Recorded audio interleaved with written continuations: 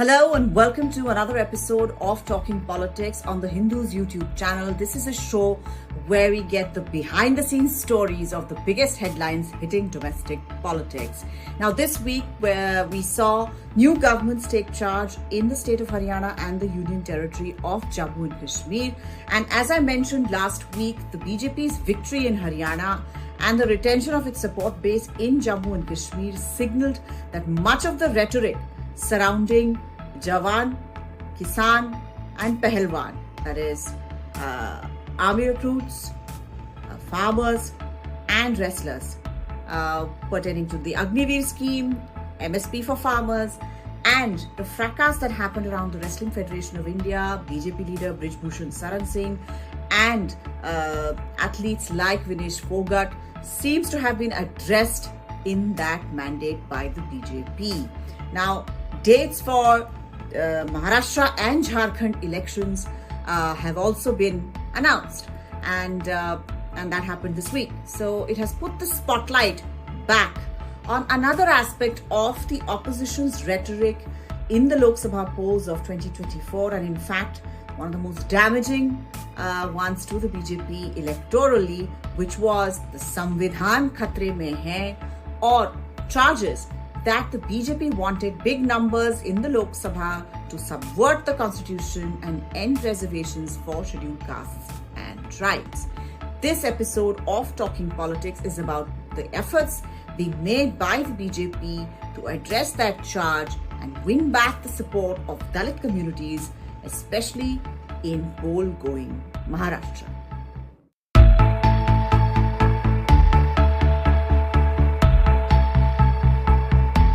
As I said before, the BJP has been, ever since the results of the Lok Sabha 2024 polls this year, struggling with how to address sections of scheduled caste voters who were seen to have voted against the BJP. The campaign by the opposition that the BJP was asking for a mandate of more than 400 seats only to enable them to subvert the constitution and end reservations has hit the BJP hard in terms of electoral numbers and narrative as well. An active attempt is now being made by the BJP via Parliamentary Affairs and Minority Affairs Minister Kiren Rijiju to basically, in the last 3 months, to basically reverse that perception and win over the Buddhist community in Maharashtra. I was talking about Dalits. How come I'm suddenly talking about the Buddhist community? Now, Buddhist community are basically found in large numbers among the Mahars, the caste of Mahars in the state. This is the caste to which Constitution framer Dr. Bhimrao Ambedkar belonged to. As you know, he converted to Buddhism later in his life, and a large part of his community did so as well. So there are basically 17% scheduled caste voters or scheduled caste population. I'm not saying voters, but certainly population in Maharashtra, of whom more than half are Buddhists, according to some estimates. Now, most of them are anti-BJP. They have not voted as a bloc for the BJP. In fact, they have a mental block on voting for the BJP, especially in the Mahar community. Now, the Buddhist vote is dominant in at least 10 to 15 assembly seats, especially in the Mumbai metropolitan area. And they're also present in smaller numbers across various parts of the state. The Buddhist community within the Mahars is educationally a little bit ahead of other scheduled caste communities, and therefore they also punch above their weight in terms of influence within that block of scheduled caste voters. Now, Mr. Rijiju, what has he been doing? Now, he has held more than 200 or so meetings, big public meetings, small ones, and you can in fact go on to his formerly Twitter timeline and have a look if you really want to about where all he has gone. This is not some sort of rocket science that I'm talking about. I also observed his Twitter feed and kind of realized that this is what he has been doing. He's been basically engaging with Buddhist communities, organizations, etc., and basically try to bridge a gap between the BJP and the Buddhist community. Mr. Rijiju himself is a Buddhist. So the first thing he tells people when he meets them or from the Buddhist community is that after 71 years He is only the second Buddhist to be made Law Minister of India. Now, Dr. Bhimrao Ambedkar left that position in 1952, and it was in 2022 that Mr. Rijiju was made Law Minister. He held that position for more than a year. 2023, he was removed from that position. So he basically said it was Narendra Modi's government which you all have a mental block about, which empowered a member of the Buddhist community to become the law minister. And Mr. Rijiju has continuously held ministerial portfolios ever since 2014, ever since Prime Minister Modi came to that position. So this is one very strong line that he takes when he communicates with members of the Buddhist community. He also poses the question about the fact that it was not the BJP that was present during the freedom movement or immediate post-independence movement when Dr. Bhimrao Ambedkar went through a lot of the discrimination that accrues to scheduled castes in India, and that also shaped a huge amount of his worldview in politics. He said that it was the Congress party that had made sure that Dr. Ambedkar was defeated in the 1952 general elections, the first general elections held in independent India. It was not the BJP, so why is there such a distance between the BJP and the Buddhist community? He also says that when it comes to the constitution, which was the biggest achievement of a member of this community, of Dr. Bhimrao Ambedkar, he was the one who gave us this very progressive constitution. It was the Congress party which actually tampered with the preamble of the constitution in the 1970s. As 42nd Amendment was introduced, which introduced the word secular into the preamble, which is the basic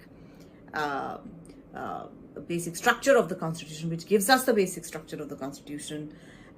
So that was done by a Congress government and not the BJP, which has not really tampered with the Constitution as such. So he basically kind of does this polemical exercise to change perceptions on the ground vis-a-vis the Buddhist community belonging to the scheduled caste, Mahar caste, and the BJP, where there has been a political distance.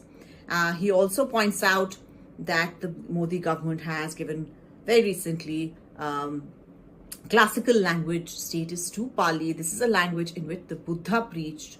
At that time, this was the lingua franca. This was the language in which the Buddha had preached, and in which much of the scriptures of the Buddhists was written, the ancient scriptures, the foundational scriptures of the Buddhist religion.